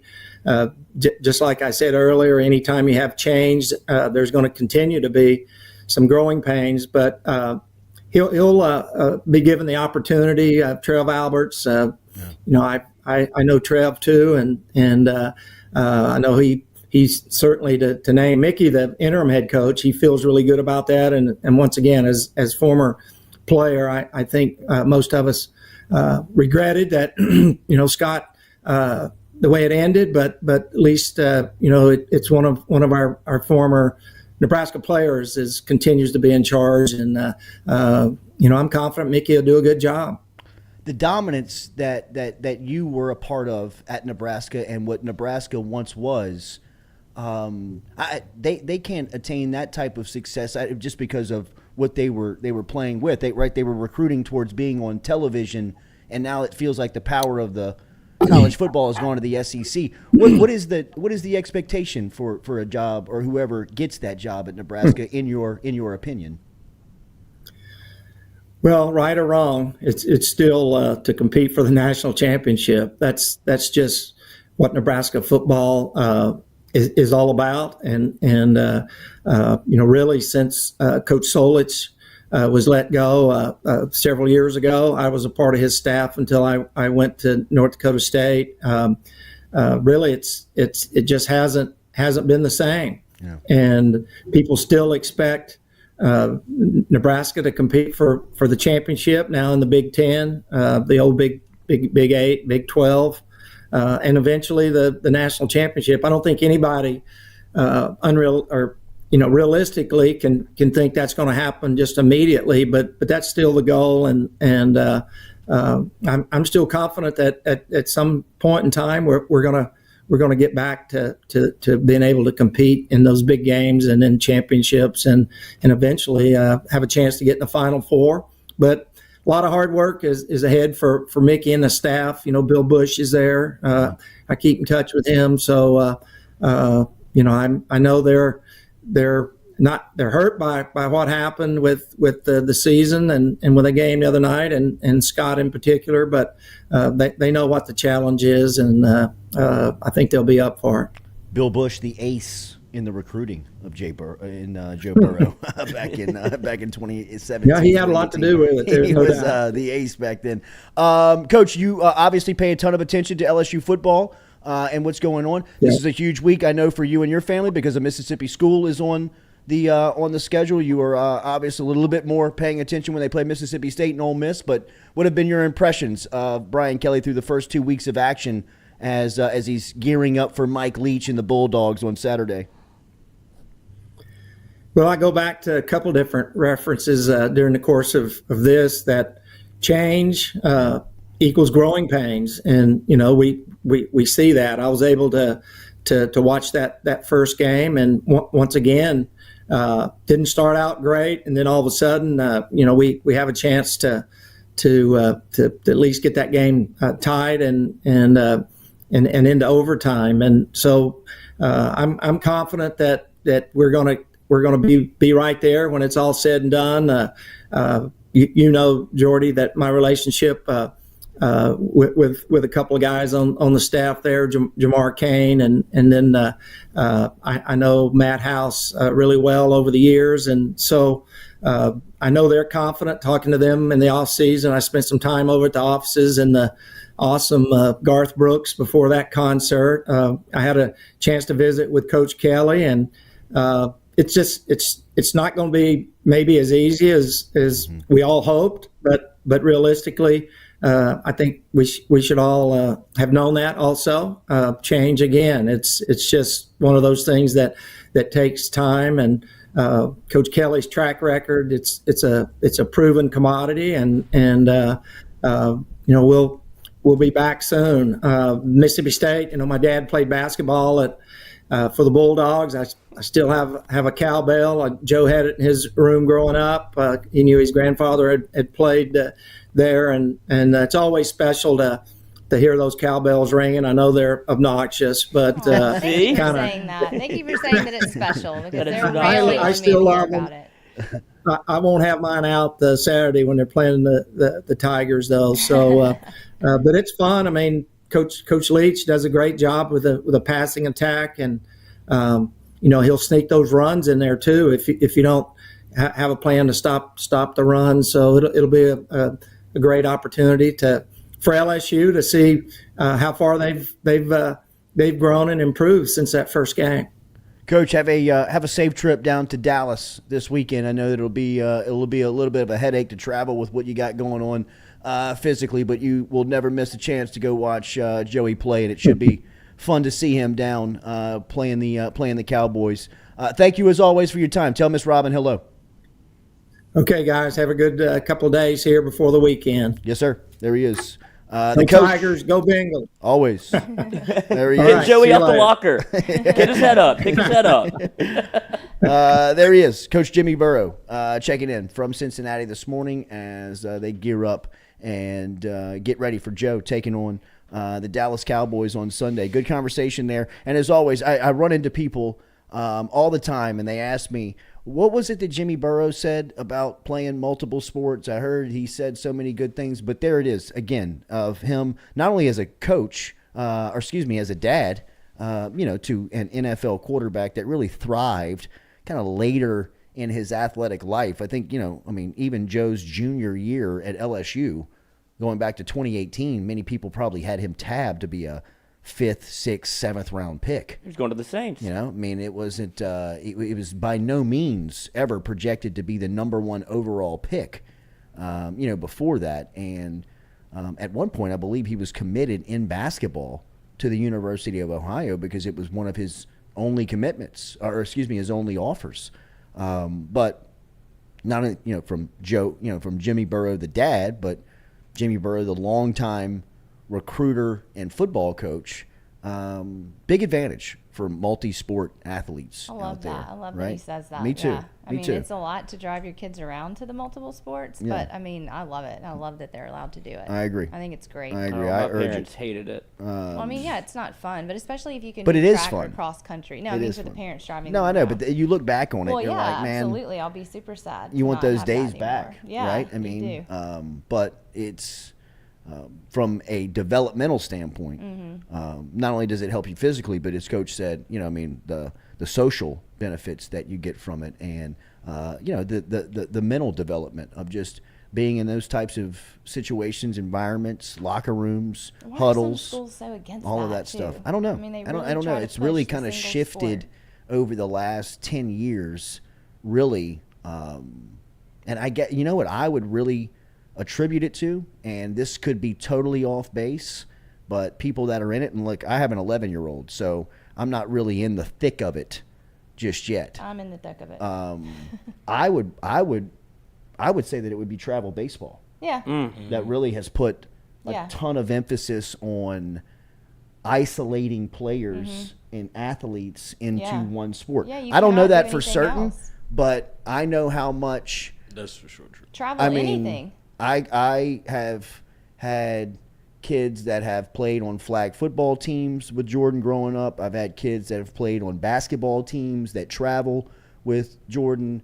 And the one constant that always interferes with all of that stuff is baseball. Yeah, because they do. There's fall somebody on that Yeah. team spring. They do that it year-round. their kid is going to be leaving a practice early, not making a practice, not being at a game because they have to go to some type of commitment for a travel baseball team that's not going to start until April.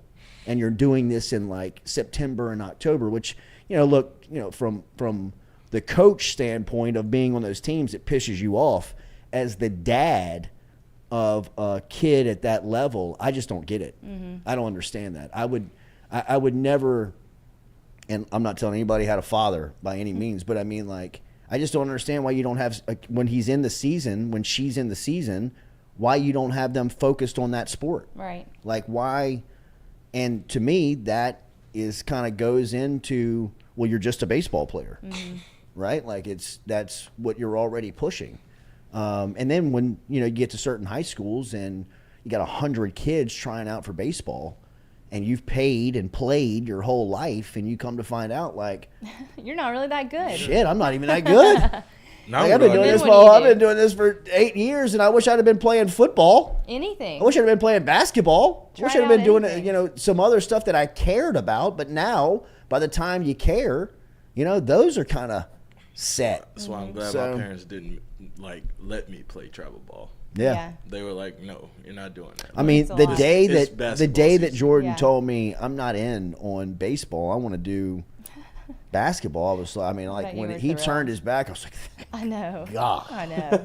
thank God. I know. Remember Barker Brothers Plumbing and Works. They are number 1 and the number 2 business. They employ 30-year veterans over there, as well as have the new and up-and-comer in the plumbing industry. They are experienced carpenters and plumbers that they have on staff, and they're ready for your next industrial or residential remodel. They cover Greater Baton Rouge to the Gulf Coast. No website or social media, so you got to get in touch with them just by calling 225-776-2431. 225-776-2431. Mention the Jordy Culotta Show and save yourself 15% over from Barker Brothers Plumbing and Works.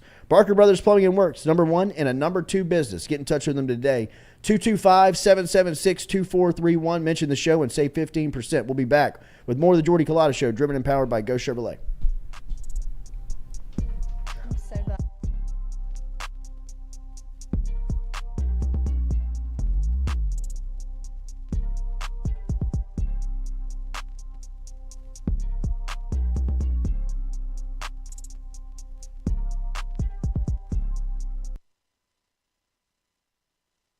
In a wreck, Gordon McKernan Injury Attorneys is ready to go to work for you.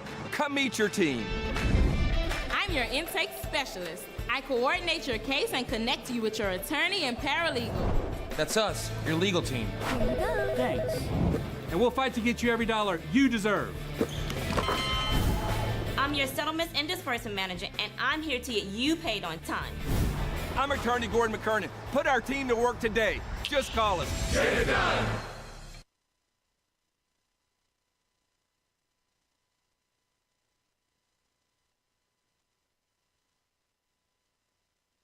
You had 4 guys there, but they've built on that with a really nice run. We saw them get Paul Mabenga out of Georgia, but Zalance Hurd is big time.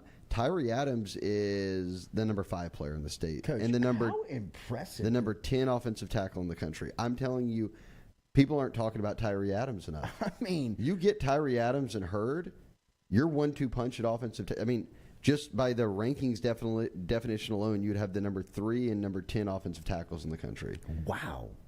I mean, I had no idea that Tyree Adams that dude was that big and that dominant after watching his highlights last Friday night. I mean, he looks like a pro left tackle. Were you bundled up by the fire, watch some huddles? Yeah, Huddled up? Another one of those film sessions? Yeah, Huddled up? some sort of fire. I'm in the recruiting game. That's cool. Bro. So you liked him. He's a beast. I'm telling you. I just didn't know he was that big. I didn't know he was that physical. Georgia, Bama, all these other teams were trying to get a foot in the door and trying to swing that one their way. I mean, that was a big pickup for LSU. And Hurd would be too. Never hurts to get into Neville and St. Aug, does it? Wow. I mean, I think you feel good that you've got older guys in Brennan and Daniels. You've got a guy in Nuss who is a second-year guy and certainly has the upside and, kind of moxie you want at quarterback and can continue to be developed and maybe get his feet wet this year. We'll see, right? This is a wide-open quarterback battle. But you've got those guys. That gives you time to bring Walker along. And then you've got, if you get Ricky, you've got Ricky coming in. That's a nice run on guys where I don't feel like at any point in the next year or 2 years, even if someone transfers, you're never pressing the panic button and being like, God, we don't have a quarterback. Yeah. You've got options. Yeah, love it. I mean, again, on July 1st, they were ranked 50th, and they had 4 commits. And it was kind of many were pressing the panic button or at least saying, hey, look, this has got to change. You can't stay on this course. And boom, boom, boom. I think at this point they averaged between July 1st and now, it's like a commit every probably 4 days, 5 days, and high-level guys, and both in Louisiana and popping some national guys that are really good. And I've talked to people outside of LSU over in different camps, Georgia, Bama, wherever it might be, and they're saying LSU's putting together nice little class over there. Year one picking right up. And I think the product on the field, I've always said is like kids don't care if you're undefeated or you lost 2 or 3 games. Like in high school, you lose games. You're not going into a situation where you're like, oh, they lost this weekend, I'm out. Like so. Struggles this year, or at least if you go 8-4 or whatever it might be, recruiting momentum will continue to pick up. That won't deter it. So I don't, unless they fall apart on the field, I don't see a path where they don't stay in the top 5 because they've got guys they continue to knock down dominoes with. St. James is always good, and now they get Preon in. So you wanted to get back into St. James. You had Jones come, you lose Preston, now you get Preon. That's a good school to have a foot into. They've shaken up the staff a bit, so I'm excited to kind of see what they've got this year. But in terms of Preon, he's ranked everywhere as an athlete. I mean, LSU has recruited him at receiver, so that might put an end to the receiver run here. You've got 4 guys, and Kyle Parker and Jalen Brown from outside the state, Shelton Sampson, and now Preon inside the state. I guess you could take more. They only have like 8 scholarship receivers on the roster right now. It's like 8 good guys, but they're not as deep as you normally would be. So maybe they go beyond 4. But very good start for Cortez Hankton at the position. And I think a lot of people are, coaches and fans alike, are eager to see Preon as a senior because he's been at Ascension Catholic, which is 1A, I think. So a big jump up in classification and competition playing at St. James and down in the River Parishes. I think it'll be interesting to see. He's going to return some kicks and punts and see kind of where they put him on each side of the ball, but receiver is going to be what everybody's watching.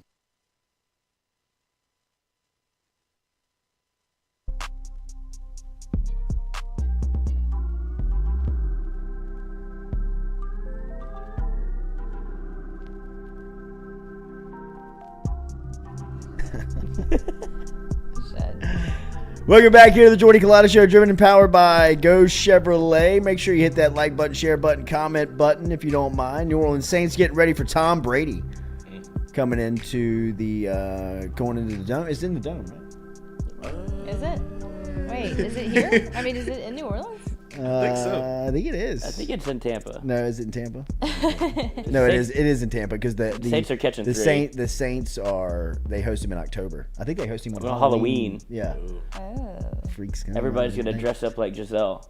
Oh my God. He's not gonna pay attention to him. Yeah. Exactly. Oh, damn it. Foiled again. I asked or David a plastic that. We're trying to distract you, Tom. Yeah. I asked David that during the game. I was like, well, I'm watching Tom. He was so robotic during the whole game, and I was like, do you think he's thinking about Giselle at all? Are you kidding me? No. He probably hadn't thought about it in a decade. He's telling Lenny getting a flat. What Yeah, are you talking about? Yeah. Lenny, you look good in that turtleneck. Lenny, you look good chipping right there. Yeah.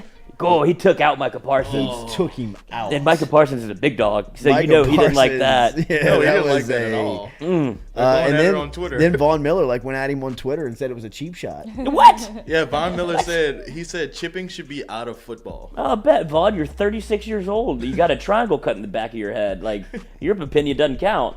He's a weirdo. He's great, but he don't want to get chipped anymore either because he wants to keep playing. Lenny was the MVP of the game. Hey. Played I well. just said in the Dome Sunday, but it's not, right? It's not. 21 carries, confirmed that it's- 127. Let me No. check on this. Y'all Yeah, just it's in the confirmed Dome. that It's at it the is? Saints. They're playing back to back. They're playing both you of them. just confirmed it. I didn't look it up. I said they're catching 3 at home. No, they're in the Okay, Dome. Yeah, okay. they're in the Dome. That's Sunday. what I based my decision off of, was the point spread. I figured they'd be either, I didn't think they'd be catching points at home. I guess they didn't look that. The Bucks didn't look that good either. No. But I mean, It's a weird season for everyone. yeah. They're so hurt. It really is. Yeah, they are. Kickers.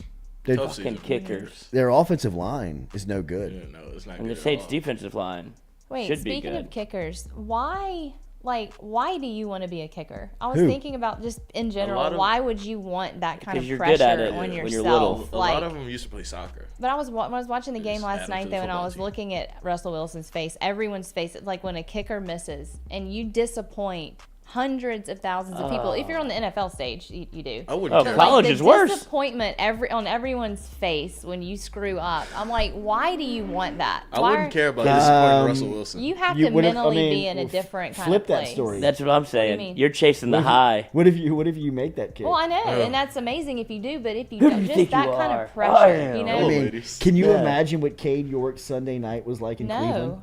I mean, it's. It was probably like a Magic Johnson '80s type night, right? You know what I mean? Just right. But what if he missed it? Do you think he gets like his feet rubbed on? Oh, like worship the foot, the foot. Yeah, absolutely. Go just lower, around, just barefooted on the right side. Lower. Yeah, but I just would love to talk to several and understand like why do they thrive off of that kind of pressure? Like, what's their mental state like in other parts of life that you put yourself out there on that kind of stage and you know what could be coming. You know how many people you could be disappointing. That pressure's insane, right? I think you have to get past that probably like at a very young age to pursue that at a high level. Yeah. Because if not, I mean, I remember the story of Wade Ritchie was a guy coming out of Karen Crow High School. And like the story goes, like Karen Crow was about to win the state championship and Ritchie was like sitting on the bench, like not paying attention, and they went and like shook him and was like, bro, get in there, you got to go kick the game winner. And he like went in there and like nailed it. Really? I mean, like just like striped it from like 50 yards as a high schooler. And he was like the #1 kicker in the country, or at least he had the reputation at the time. And this was when recruiting was like blowing up. Yeah. Right? So maybe 2000 was Saban era when he was coming out. And he got to LSU and totally fell off. Really? Like he just was not who he was hyped up to be. Right. Right? Like he came in with a reputation almost like, if you remember at the time, like the kicker that everybody was trying to find was Sebastian Janikowski. Everybody was trying to find Florida State's kicker that turned out to be a first-round pick by the Raiders. Total booze bag. I mean, in fact, he went to the Sugar Bowl to play in the national championship against Virginia Tech, and Bobby Bowden caught him out on Bourbon Street at like 5 in the morning. No way. And rather than suspending him, Bobby was like, I'll take care of it internally, because he knew, like, we got to have him to win the game. Gosh. Bobby was going for his morning walk, and Sebastian was coming in, and he was like, oh, really no. I mean, it was like he went to New Orleans, you know what I mean? Like, he experienced it. But, I mean, that's who Janikowski was. I mean, he was a partier. And Bobby Bowden like ran him in the Superdome. Yeah, he made him turn around and go straight to the Superdome and run stadiums. Took him straight there to the dome and like ran him, and then like it was probably fun for like 30 seconds. So like he wouldn't get, you know, people were like, he's not going to suspend him. You know, he's like, no, I'm not going to suspend him. He's playing. Yeah. But I ran him. But Wade Ritchie came in here, and he couldn't. He just wasn't that guy. But why? Was it just the different stage of college, SEC? That it would probably, to the question that you want to ask, he would probably be a great subject. Yeah. Because it's something that he did very mindlessly. Yeah. It's something that we all look at and we're in a state of like, wow, that's crazy how that guy could just go stand in that spotlight and kick that kick. You know what I mean? Just like make that thing from 55 yards. Yeah. Like I think of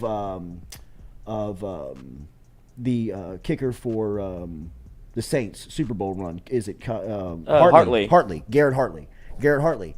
In you know, he started to miss kicks like late in that regular season for the Saints. If you remember, the Saints started out 13-0. Yeah.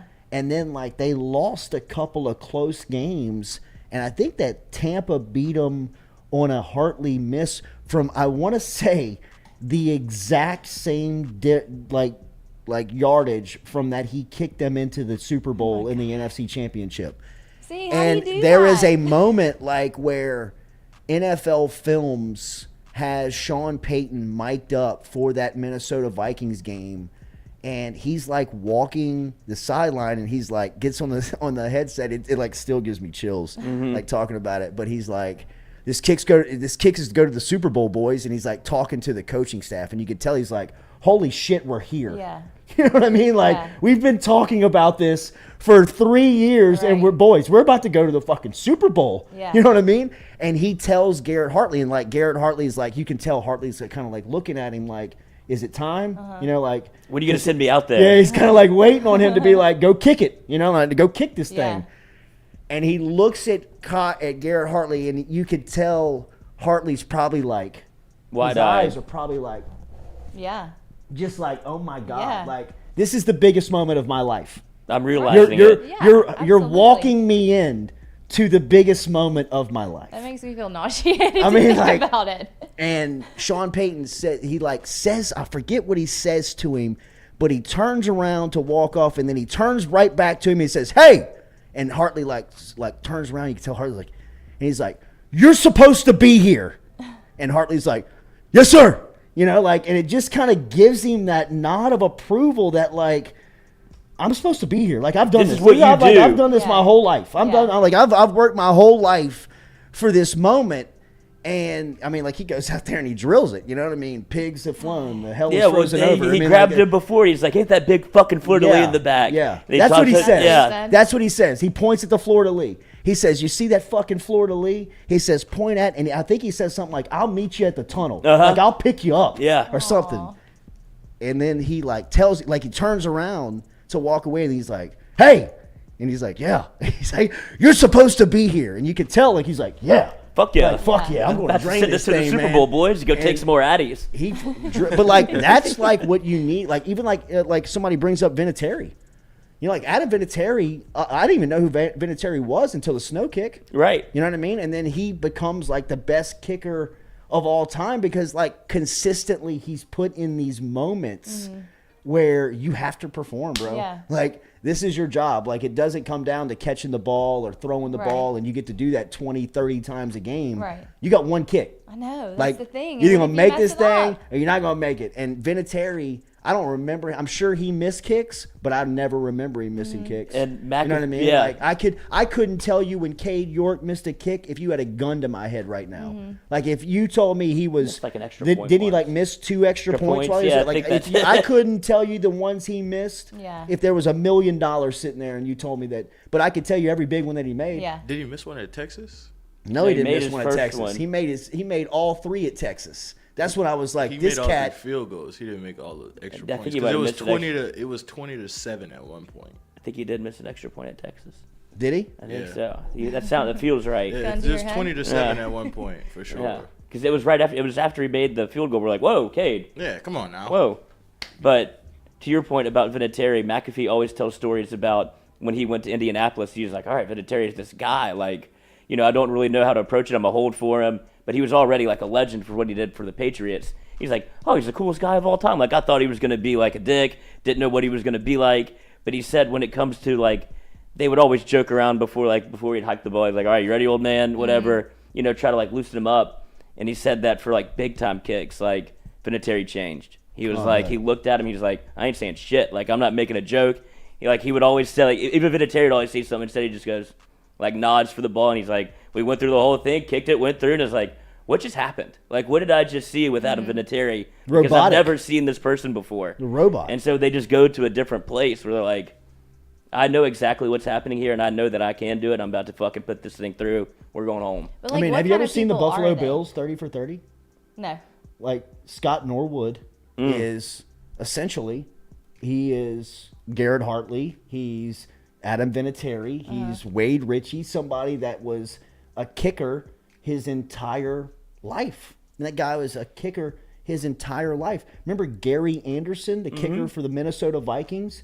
The best offensive team in the NFL for a long time was Randall, not to win a Super Bowl, was like Randall Cunningham, Randy Moss's rookie year. Chris Carter. Chris Carter was on that team. Jake Reed was a wide receiver. And they had the Atlanta Falcons in the NFC Championship game with a team that had no business being there. And Gary Anderson walked out after probably 20-plus years in the league and some type of kick streak that was freaky. Yeah. Freaky. He had made so many kicks in a row that it was like crazy. And he walked out there for a chance to send him to the Super Bowl and missed it. Oh, my God. And missed it. I can't. Like Scott mean- Norwood is playing the New York Giants in the Super Bowl with the Buffalo Bills. The Bills went to 4 straight Super Bowls in the 90s. Mm-hmm.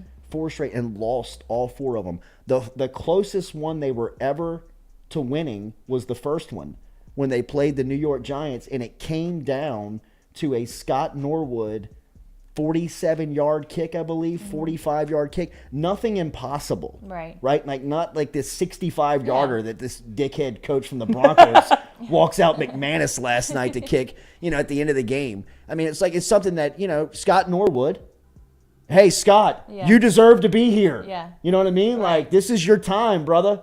You worked your whole life to get here. And he probably misses it by this computer. Like, I mean, like the goalpost is here, and the football probably goes like wide right, like right here. I mean, 2 footballs in, and Scott Norwood's a hero. You know what I mean? Like, there's streets named after him in Buffalo if he makes that kick. If he makes it. I mean, I guess so. You know what I mean? Like, if he makes that kick. God, I mean, what do you do when you don't? Like, kill what yourself. happens You to live a you? life Like, that probably just you're haunted by that moment. You gotta be. I still believe that Drew Brees, somewhere, he would never tell us because he's too prideful, but there's no way that a competitor at that level and a just obsessive personality like they have don't sit up at night and think about that slant route that he missed to Mike Thomas. Yeah. Now, he's got a Super Bowl ring that helps you probably go to sleep at night. Right. If you wouldn't have had one of those, it would probably drive you mad. Yeah. But for those guys to not have multiple, to not have more than one Super Bowl ring, and if he hits that slant pass, he's the favorite in the Super Bowl the next weekend. I'm not saying he wins one, but their team is favored to win the game if they go to the game. And they don't go by a lot of reasons, but the one that always will stick out to him will always be a slant, one that he's probably thrown 500,000 times in his life. He's probably made that exact throw. He could probably throw that in his sleep today. He's definitely thrown it in his sleep. He's done it so many times with muscle memory that he could probably take 4 years off from doing it, pick up a football, and do it automatically. Right. It was like Kobe with a jump shot. Like all that ball fake that Kobe would do and like get people moving. The reason why it looks so fluid is because he probably did it 8,000 times a week. Sure. You know what I mean? He probably did it 500 times a day, just for hours on hours on hours. So the ball was like it was like a part of his body. Yeah. You know what I mean? And then you get to those moments, and if you don't perform, that has to haunt you. Has to. Forever. Yeah. Like it has to keep you up. There's no way that Sean Payton and Drew Brees can look back at the 16 years that they spent together in New Orleans and don't think privately for sure. that we failed. For sure. You know what I mean? Like, because they succeeded in so many ways. Yeah. The way that they brought life to the organization, the records that they wrote offensively, the way that they really kind of changed the game. I mean, all of these Sean McVays, all of these Cliff Kingsburys, all of these innovative play callers that you see today, to me, are kind of spawns of Sean Payton, right? Or at least watching that offense and being like, whoa, this is different. Yeah. You know what I mean? Like, this is efficient. Yeah. And for as good as they were, only got one. And not only to have one ring, but to only go to the game one time. Right. Yeah. You know what I mean? Like, for as good as they were, to only make shows it you how hard shows it you is. how hard it is. And that's shows you how hard it is. That's what I'm sure. Like if you're a Bengals fan, that's why when you get there, it feels like you can't think to yourself. Like Dan Marino went to the Super Bowl his rookie year. He never went back.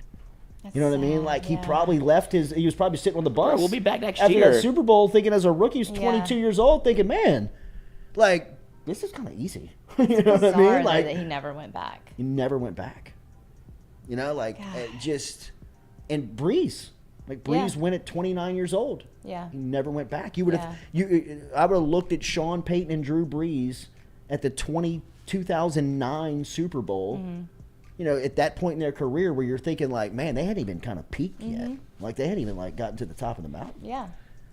They'll be back in this game at least 2 more times, right? I mean, like you would think, and they get beat Minnesota Miracle.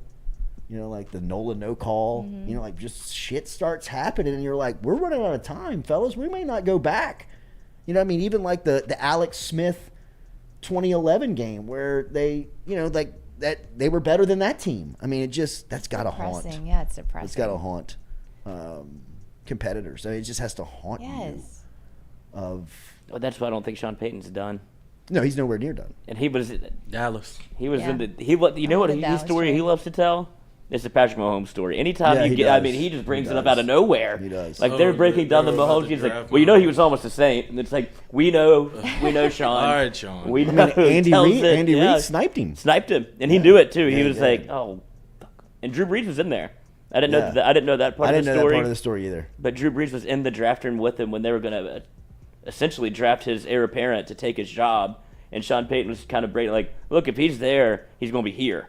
And it's like, that's a tough conversation you have to have with a Drew Brees who you pretty much made your career with. And it's like, but he's special. Like, sorry, you got 2 more years. Instead, he got 6 more years. There's so many things that would have changed just the dynamic of the Saints, right? I mean, like, if Brees would have gone public, because supposedly Brees walked into Peyton's office and told him after 19, I'm done. Like, forget it. Like, just think of me no longer on the team. And once he caught wind that Tom Brady was real, that's when, he brought the video camera out and started running in parking lots and stuff. Yeah, and throwing slants to his kids. You get it, Drew. Except for his daughter. Are most kickers dicks? Do you have to be? No. I think kickers are cool. Very confident. I think it's actually a bold play to be a dick as a kicker. Yeah, you can. Really? Yeah, because egg on your face. You got to be just silent assassin. Because I mean, you miss. We're gonna beat. You're gonna screw up. Yeah. Sure. You know what I mean? Yeah. Like, it's. You can't be 100%. Yeah, right. I mean, it's going to happen. So, watch yourself. Yeah. You know what I mean? Yeah, what a weird position. Watch yourself. Really. But it also could be a great life. Yeah. You know what I mean? If you got a little personality to you. You know what I mean? If you can play a little jokes on some, kind of get them to like you a little bit, get the rest of the locker room to like you a little bit. And they can give you a little grace when you do screw up, but you better bake the big ones. That's all that matters. You better make the big kicks, because I don't care how funny you are. You know what I mean? Yeah. Like, my life's on the line. Right. And we get more money if we go to the playoffs. And if we can't go to the playoffs because you can't make kicks, I ain't got nothing to do with you. Right. Cool. You know what I mean? I got nothing for you. So, it could be a good life. Yeah, it could, but it could be a horrible one too. It's like I'd much rather be Chase Daniels. It's like the kicker from Florida State a couple years ago, Aguayo. Yeah, Roberto Aguayo. Yeah. He got drafted like the second round. Yeah, went to the Bucks and couldn't make a kick in camp. Really? Yeah, he got cut. Yes, he got cut in camp because he couldn't make a kick. Like, they would do simulated noise and stuff. This was on Hard Knocks too. Yeah, it was on Hard Knocks, and they would do simulated noise, and they'd be like, this guy. Some of the players would be like, he's not gonna make it. No, they didn't have any confidence, and he was cocky. He was cocky as shit. Yeah, and he'd can't wait to cut you. Yeah. Can't wait to cut you. Yeah. Yeah, I guess I get that. I mean, because there's not a lot of room for an arrogant kicker. You know what I mean? My quarterback's already an arrogant guy. Yeah. You know what I mean? My middle linebacker, who I'm paying $16 million a year, is an arrogant guy. Right. You know what I mean? My running back, who I'm paying, my wide receiver, my cornerback, all these guys, I gotta juggle their personalities. If I got to deal with a kicker, you better be Sebastian Janikowski. And even Seabass at the end, they were like, "That's it, enough with you, bro. Yeah. We're gonna deport your ass back to Iceland if you don't shut up." Go back home. You know what I mean? Where's he from? He's Poland or something. I think he's Polish. Yeah. I mean, Lane Kiffin trotted him out there for a 70-yarder. Why not? I mean, same thing with who was our guy yesterday? Who's our coach? Hackett. Yeah, Hackett. He's 65 yards, and McManus 100% thought he could make that. After he hit that first one, he's like, I got the leg. Well, he should think he can make it. But it's an even absurd request. Should have looked back and been like, you don't want to go with Russell Wilson? It could be 5 more yards. You know what I mean? Yeah. We have time. You just paid the guy $100 million extension. It looked like it was going. That's what I'm saying. Get me a little closer. I can for sure. Right off. I thought it was going. 3 timeouts with 2 minutes left in the game. Well, he's saving them for the back end, for when they kneel it. Oh, for the 5th quarter? Yeah. The press conference. Yeah. Can I call a timeout right now? Russell wants to give one to God. So you got to go timeout for that. If you have not seen it yet, watch his post-game press conference. It is. I mean, the pregame is just. It's like a Saturday Night Live skit. It feels like a skit on SNL. I mean, it's like, how cheesy, how cringy can this guy be? I got to know what he was listening to. I mean, I guess we could if you want to just make sure we give mentions to it. But I mean, he's got the linen tuxedo on. Looks like Night at the Roxbury. He's just such a tool. Such a tool. I mean, he's just such Have a. you seen? I mean, what is he? He doesn't know who he is. Exactly. Pick a personality. Exactly. That's very That true. was my deal with Breeze. Yeah. Yes. Like, bro, I loved you so much when you were just like the birthmark wearing, like Competitive own son of your a hair, bitch. Yeah. like just like down to Does he earth still have guy, that? bro. No, he got it removed. Yeah. How do you do that? Money. But he's got a little scar, right? I don't know if you see where it can was. take care, but I mean, like it used to be noticeable. You know what I mean? Yes, like, as that soon was as you all I looked looked at at. him. Yeah, right. Well, now Mole, now you have to ask if it's still there. He's got enough money where he can get it removed. The You know first what I search mean? on Like, YouTube is Russell Wilson cringe. Yes. Oh my Mr. gosh. Unlimited. Broncos country. That's right. Russell Wilson cringe. He is, dude. The picture of him with that know, hair. it's Have you too seen it when he bad. changed his hair? He looked like Prince.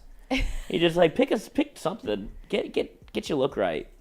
I know. Why is that? I wonder why. I don't get him. He I has don't, trouble with 'cause that. He's got to have like a personality disorder. Yeah, he probably does. Like something. He just wants to be so well liked by everyone. But he's not liked by anyone because you ain't real. yeah, right. I mean, That's it. That'd probably be nice. well, it to comes him. across like you don't like yourself. Right, You know what I that's it, mean? Like yeah. you don't know who you are, so I'm like, I get you, bro. Yeah. Yeah, I'm with you. Yeah, but pick one of them. One of the He's personalities. probably nice in like public. I'm sure he that's is. Probably that's good. That's good for him. Yeah. Like there's a little carrying card. Be like, He's oh, not Russell a- was a nice guy. He's a nice guy, but he's just weird. Yeah. Like, and Why did he wear that though? does cringe things. Because he's weird. That's just such an odd choice. Who do we need to give the This is CBS. CBS? Yeah. Shout out to CBS. Shout out to WFC CBS. Yeah, can they really back us need. if we get in trouble. They really need the support. I mean, it's all timer. I'm telling you. I mean, like going back to Sean Payton, if Sean Payton's losing quarterback went back to his host city, I don't care. But If then he why did spent 13, 12 years there, won Super Bowls, I don't care. If he lost the game and had a press conference after the game and was talking about how happy he was with his play and how he faced adversity. Is this it? Yeah. I mean, look at this guy. Too as well. So I think the name of this game is, anytime you play is, it's about, the turnover battle. You got to win that, and then also too, I thought that, all three parts got to play great together at the same time. When we can do that, especially 2 out of 3, which I think we did at some points of the game, but we've got to do it throughout the whole game. The great thing I told these guys, though, we got to be unwavering. By the way. Unwavering. I thought that, obviously the environment's always special here. I've been here for 10 years. It was special tonight. I thought the energy. I thought everybody was focused and locked in. I couldn't have been more locked in. Looks Just like he's going felt to like I prom was in on the every little 80s. detail. He does.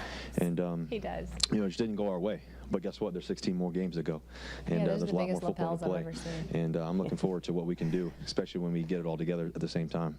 The Wright brothers called. He's got the button covers and a tuxedo shirt and everything.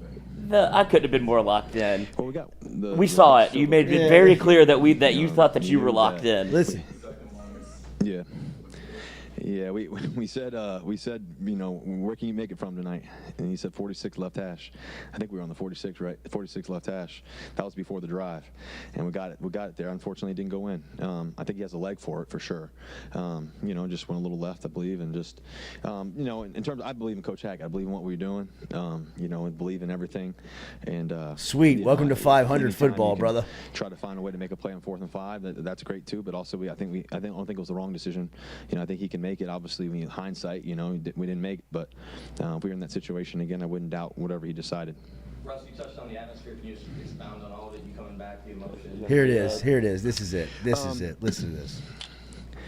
I think Plant that question. For me, Seattle's been, amazing for me. Like I said, anybody who thinks any other words, they don't know who my heart, and they don't know how much this city has meant to me. From all the kids I've met to building our school here, to all the games we won here, all the special times. Forever grateful for it, you know. And so I got to see a lot of teammates afterwards. DK, Tyler, you know, DK just, you know, talking to him, just, you know, he's one of my best friends in the world. You know, we talk every week, a couple times a week.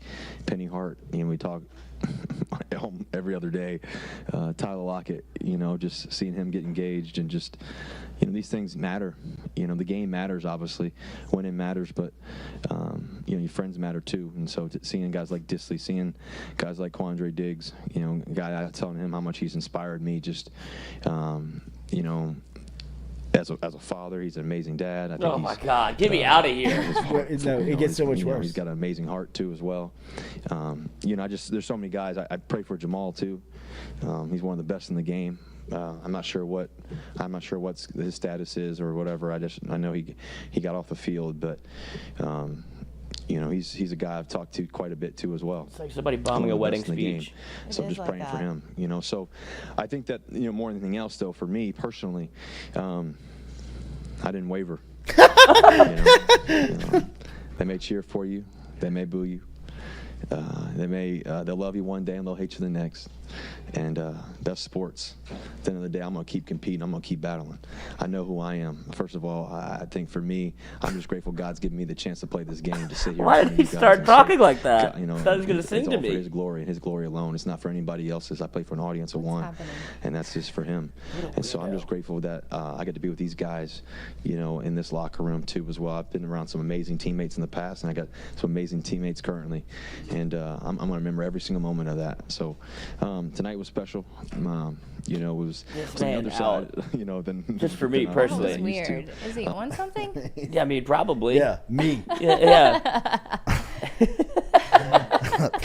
Yeah, that was weird. The whole thing. Man, the whole thing. Why did you think he had to talk so much? I don't know, but he sounds like a really preppy white guy when he talks. I feel like he thinks that this was a bigger deal than it was. I think so too. Like, it's a regular season game in Seattle where you asked to be traded. Like, okay. No, it's very confusing. You're going to get booed. You're going to get booed. You're going to have jerseys with I feel like he just lied to me. Yeah, where's his head? I don't think they're friends. Who? Any of those Seahawks players? They kind of dabbed him up before. Oh, the game. yeah, I was watching. got you for the camera. But, I mean, just too much. Like, too much. Like, too much Russell. Whatever he said, like, just the whole pregame thing, and then coming in the postgame with the same suit on. Like, just get me out of here. Yeah, it's odd. So, effort. Yeah, like, we're trying to do too much. Yeah, that's odd. All right, hit that like button, share button, comment button. Don't forget, Hold the Rope coming at you 6 o'clock this afternoon. 6 to 8, Hold the Rope. Make sure that you are subscribed there. Tune in for everything that's going on. Like, share, comment. With Coach Kadar. Oh, yeah, we could. They can run a mile. Oh, my gosh. No. I covered the 2 hours. Have a good day. We'll be back with you tomorrow morning. Coach Kadar could come in here at any He could. He might be here now.